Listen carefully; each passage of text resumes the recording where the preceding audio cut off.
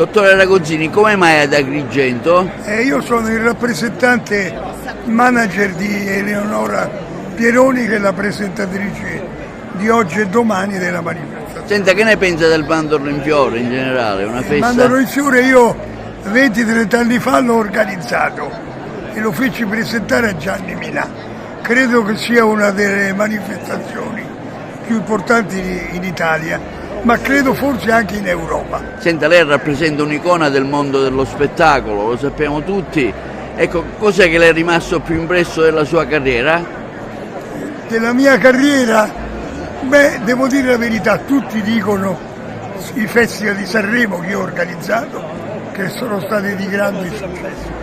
Però io ho rappresentato artisti che si chiamano Domenico Modugno, Renzo Arbore, Gino Paoli, Gina Lollobrigida, quindi i miei ricordi più belli sono gli artisti che ho portato al successo e che mi hanno dato molto successo. Senta, Agrigento è capitale 2025.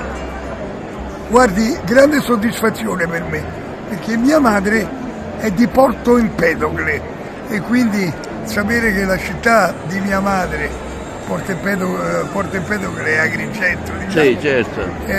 Oltre alla città di Camilleri, quindi... Certo, di Andrea Camilleri, quindi praticamente io sono molto felice che sia la capitale della cultura. Nonostante lei sia giovanissimo di età, cosa ha in mente di fare? Cosa vorrebbe fare ancora Allora, che non ha fatto? Ecco, io qualcosa che vorrebbe fare e che ancora non ha fatto e che anela a fare. Ma lei non ha detto la verità, malgrado la sua età. No, lei è che giovanissimo, vorrebbe lei è giovanissimo. Io non sono appunto. giovanissimo.